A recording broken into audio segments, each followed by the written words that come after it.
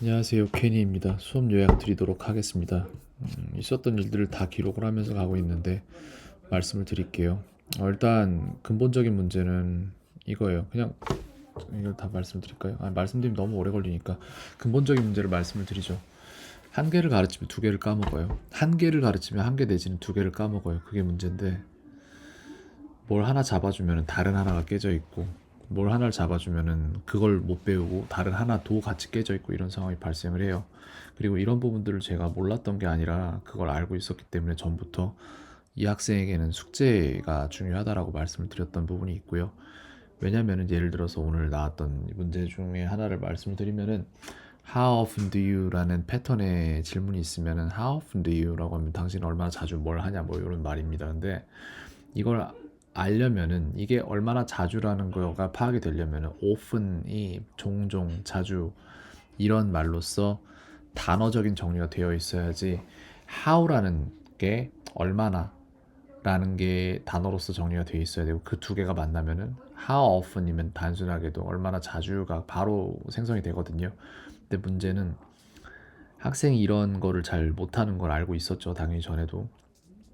그렇기 때문에 이것에 제반 지식이 되는 how와 often을 따로 떼서 카드화 시켜줬고 그걸 계속해서 반복하면 학생이 이걸 한 번에 들었을 때 이해할 수 있도록 전부 다 징검다리를 만들어 준 거예요. 하지만 학생은 숙제를 하지 않죠.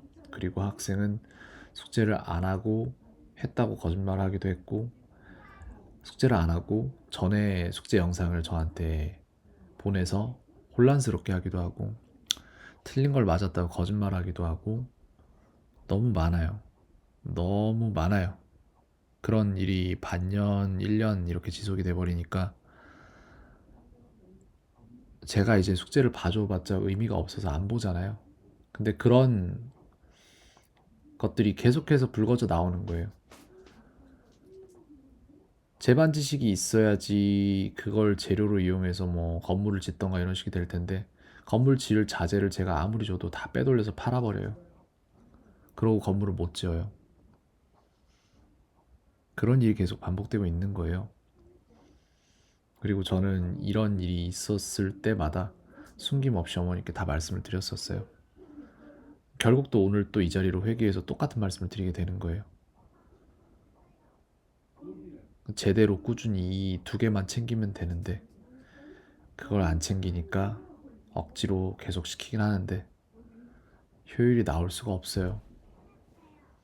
그리고 학생은 사춘기로 접어든다고 하긴 뭐한데 그 정도로 가고 있는 것 같아요.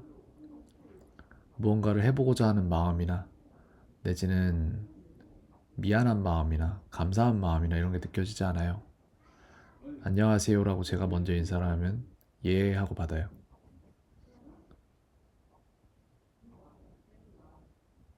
예의가 없는 게 맞는데 근데 예의라는 거는 겉으로 드러나는 것이고 상대에게 어떠한 마음을 갖는지가 그냥 겉으로 배어 나오는 것일 뿐입니다. 그리고 이 수업에 대한 수업료는 학생이 아닌 부모님이 내죠. 학생은 그저 받을 뿐이에요. 그렇기 때문에 본인이 번 돈도 아니고 소중함도 없습니다. 가격표가 없는 것에 대한 가격은 감사하는 마음이에요. 학생은 이 수업의 가격표에 대한 가격 지불을 하지 않았어요. 그렇기 때문에 감사하는 마음이 없으면 배울 수가 없어요. 지불되지 않는 것은 자기 것이 될 수가 없습니다.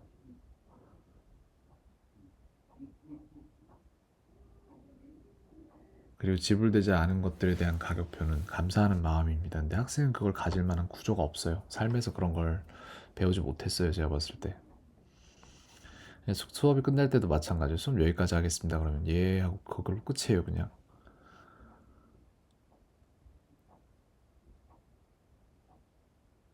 인사를 받고자 함이 아닙니다. 인사를 받고자 함이 아니라 그냥 태도에서 배어나오는 게 있고 그런 구조에서는 무언가를 못 배우는 걸 알고 있기 때문에 이렇게 말씀을 드리는 거예요. 본인은 딴에는 아마 생각을 할 거예요. 나는 그래도 했어, 뭐 숙제했어, 뭐 했어, 뭐 했어 이렇게 생각을 할 겁니다. 그리고 탓을 할 수도 있어요.